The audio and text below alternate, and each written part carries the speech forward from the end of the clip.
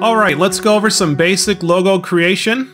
And you can use these techniques for your business, your corporation, your product covers, your product names or headers or whatever you have. A lot of the principles and design theory that we're going to cover in this video is applied to all design, not just logos. And so let's go ahead and get started here. The very first thing we're going to talk about is contrast. Okay, let's look over at this logo that I have here. It looks pretty simple. It doesn't even really look like a logo, if you tell me. But there's really no contrast when we're dealing with just type. If we don't have a symbol or something like that, and we're just dealing with type, it's very crucial to follow the contrast theory here when it comes to typography. And you can see here that these letters are very similar in style. And so therefore, it doesn't really look like there's no contrast there between the logo word and the incorporated word. But now let's look at this one over here. The exact same font as I used on this one over here. But why does this one look better? What's the difference? Well, we created contrast. We have these big, large, thick letters, and then we have this very fine lettering for the incorporated word down here. Okay? This is used, these techniques are used in logos all the time. This is just how our eyes work. This is how when we look at things, we need contrast. We need difference from elements. It doesn't matter if it's, it could be any posters. It could be on, a brochure or a business card. It doesn't matter. These principles are to make something look good. These principles, they work in all types of different design, not just logo creation. So let's look at another one here. Here's another one. Exact same font. I just switched it to regular instead of bold. And look at the difference. Now this looks like it'd be used for like a women's clothing magazine or women's makeup or something more elegant. Something more lighter. And look at the incorporated word down here. If you didn't notice, it's actually bold. So it's the complete opposite from what we did over here. We can see we have nice bold letters up here, but then we have nice thin letters. Well, we have thin letters or a thin style for our font for the name of the business. And then for the actual word incorporated, it's a very thick font. But there's still contrast. You see, there's still contrast. And so let's go ahead and go to the next one here. Here's another one. It's big, it's bulky, and it's lowercase. The words are lowercase, the exact same font. Exact same font, and I've included the incorporated down here, which is really small, and I just fit it right underneath there so it's snug. And that's a big thing when it comes to logos and design. Always think snug. Okay, as silly as a word as it is, but it's very important. You want things bulky, chunky. You want things to look like they're together, like they belong together. That's what's going to make a good logo.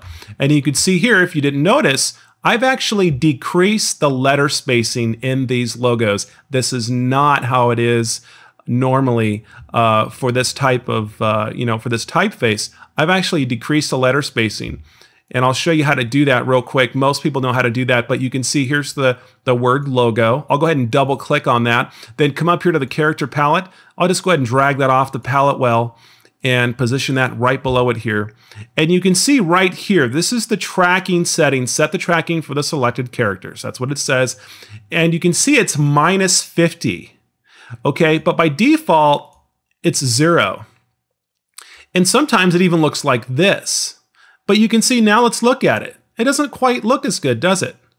Okay, well, because the letters need to be a little bit closer, especially when we're dealing with larger fonts, more thicker, bolder fonts. If they're larger, you must squeeze them together. You want things to look like they're together. So let's go ahead and switch that back to -50, and there we go. Looking pretty good. Also, here's another thing. Always think about alignment. Always align things together. You can see that our logo, let me go ahead and place this character palette back on the palette well there. And you can see this logo over here, there's no alignment. It's just centered. Unless there's a good reason to center it or to center anything when it comes to design, don't do it. It's just, it looks poor. It has a nice amateur look to it. But you can see on this logo here, I've aligned the word incorporated on this side all the way till the end. I could probably do a little bit better maybe if I got like the binoculars or something, but you can see here that there's an alignment in the exact same spot where the word logo is from front to back. There it is. I mean, it's just always think about alignment. Let's go ahead and look at this one. From the front, from the start of the L all the way to the O, I've aligned the word incorporated directly right underneath. This is same length, and I've aligned it from front to back. There you go. And this one's a little different. But here's the reason why I did this. Here's the reason why I placed incorporated underneath, because you see the G? The G, it just creates a conflict. If we're going to have a word or something underneath a lowercase letter there, we have to be a little bit more creative because we're going to create a conflicting type of result, which we don't want. You can see if I just go ahead and increase this, I'm going to go ahead and just show you give you a little better idea what I'm talking about here. Make the letter spacing a little bit bigger. There we go. See, we're really unable to fit this underneath there. We can do it, but you see with the G hanging down like it is, we have all this space, okay? And that creates a problem, okay? It looks like it doesn't go together because of that space. Now, if I go ahead and put it back to the way it was, there we go. Or I can even take this incorporated over here and position it maybe over here. You know, if it was another word or logo, whatever, you know, I can go ahead and fit that. So just be creative, or you can just put it up here or whatever. You know, logo.com, you can put your .com up here or down here, or put your .com over here. But I've seen a lot of people do it this way. Now, that's pretty small there. I'll go ahead and just make that a little larger. But you see the letter spacing, especially when it comes to lowercase, you want to use less letter spacing when it comes to lowercase. It just doesn't look right, and it's not good in typography principles. So just go ahead and take it down to 0. And so that's a good sign of an amateur. Whenever you see somebody that creates lots of letter spacing between lowercase letters, I know immediately off the bat they're amateurs. And it's like you can tell, and if you look at all their other work, you just know. So that's just kind of a dead giveaway.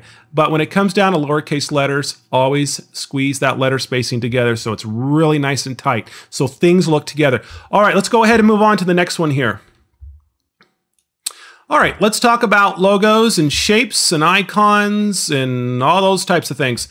I just made these logos here. I made a bunch of logos here just for this tutorial here. I just made up some names. These aren't really, I mean, except this one, but these aren't real names. I've just made, they might be real names, I don't know, but these are just some things I've just made up just at the top of my head, just so I could show you how logos are created in different styles of logos. But I'm gonna go ahead and there we go. Okay, so this logo that we're looking at right here, you can see that we have the name of the business, which is Group Connection, and then we have this tagline or slogan, whatever it is, down at the bottom. But you can see we do have a contrast between the business name and the tagline. That's right here. You see that? There's a contrast there.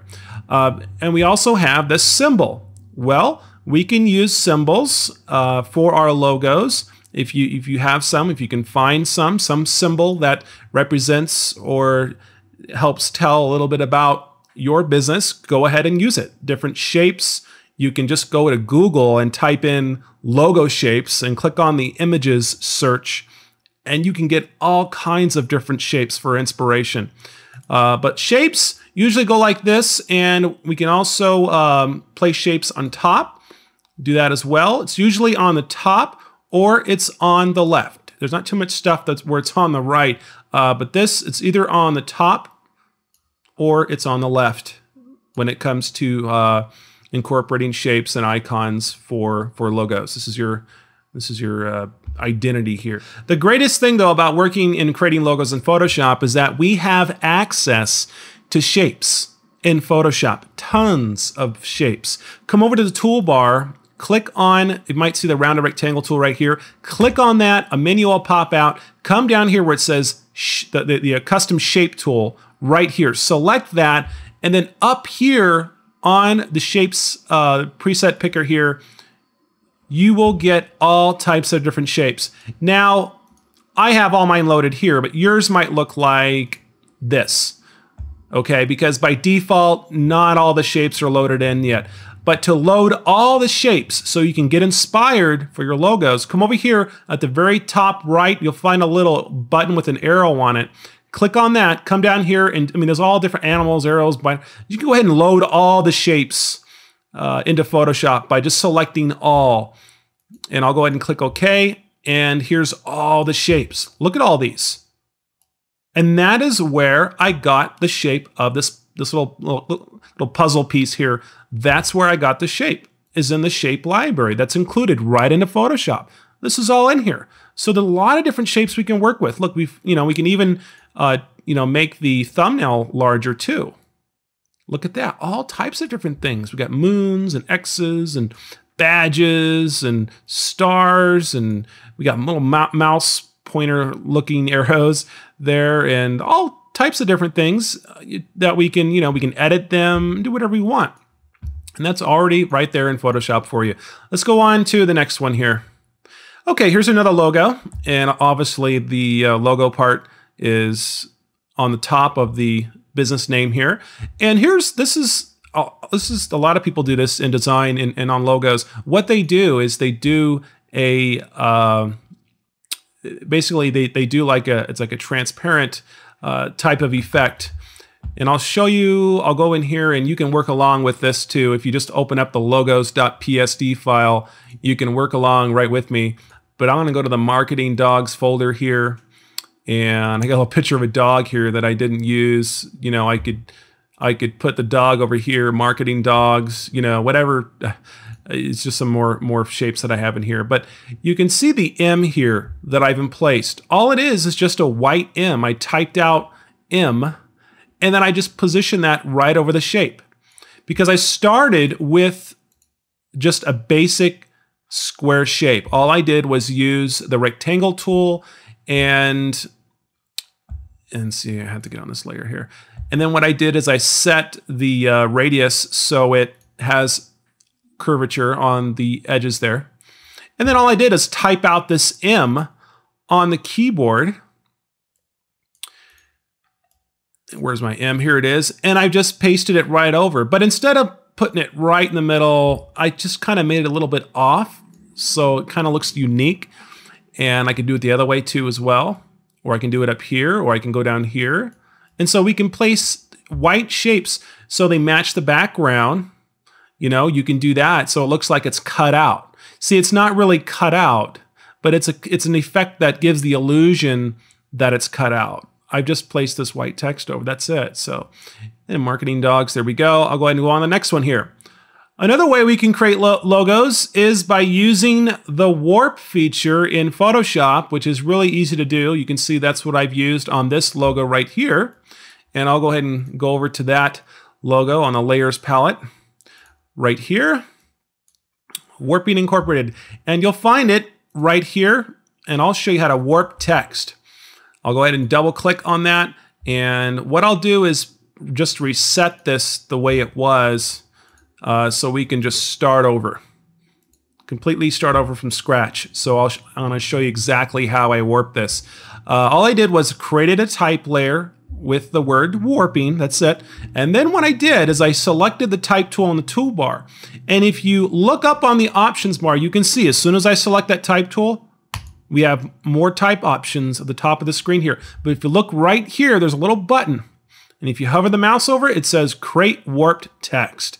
And if I click on that, a little warp text command, a little dialog will come up. And right here where it says style, we have all these different warping styles that we can apply, and we can use these to create logos with. This is really cool. The one we're going to use for this is bulge, which is right here. And that'll give it that bulging effect. And so I can just control the bend here to warp that down a little bit. I'll just go ahead and click on that slider there. and warp that down. That's how I did it. And we have all different types of different ones we can use here. Let me go ahead and show you another one. Here's another logo, which is Big Fish Productions. And you can see it looks like it's in the shape of a fish. Well, that's because there's actually a warping option. It's called fish. And I'll go ahead and show you. I'll select the big fish. I'll double click on that big fish type layer that has the warp applied to it. And here we are. And you can see here it is right here. It's fish. And that'll create that fish shape. Cool. I'll go ahead and click OK. And I believe we can also select the pen tool and edit the shape and stuff as well, but I don't want to get into that. Okay, so there we go. All right, and you can see on every logo that I've created here, I always apply contrast between the small lettering and the large lettering. Now, some logos don't have any other text. It's just the logo itself, and that's fine. But when you do, always take advantage of that and create a contrast. You can see with the big fish one, there's a lot of contrast with this big fish type here, and then this little word that says productions right here. Let's look at another one. Check this out. This one right here, believe it or not, is actually Times New Roman. You know how a lot of people say, oh, don't use Times, it's an ugly font. Or a lot of you might think that Times is ugly. Well, it's not. It's not ugly if you use it properly. You know, again, it's not about the font at all. These are just basic fonts, folks. I'm not using anything. I'm not, spending like hundreds of dollars on fonts here. You can see this is just Times New Roman. Almost everybody has Times, but it's just the way I used it. And I like taking advantage of the and symbol like you see here, because we can get really creative with this. Okay, and that stands out. I like making those things stand out a little bit. And this is more of a very elegant type of design. And look at the symbols down here. You see these?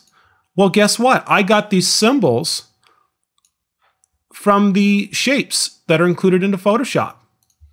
It's all right here. Look at this. We have all different. We have these little grass symbols and all these different things in here that you can use on your logos. A lot of people don't even know about these. So, instead of, going out there, finding some clip art or if you find something you're not sure if it's copyrighted or whatever, just try out, go through a couple shapes here. And we can also apply the layer styles to any logo as well. Okay, any logo that we have here, any of the type, we can also apply layer styles. And I'll just come up here for an example, layer style, and we can do like a bevel and emboss. There we go. It's a bevel and emboss effect.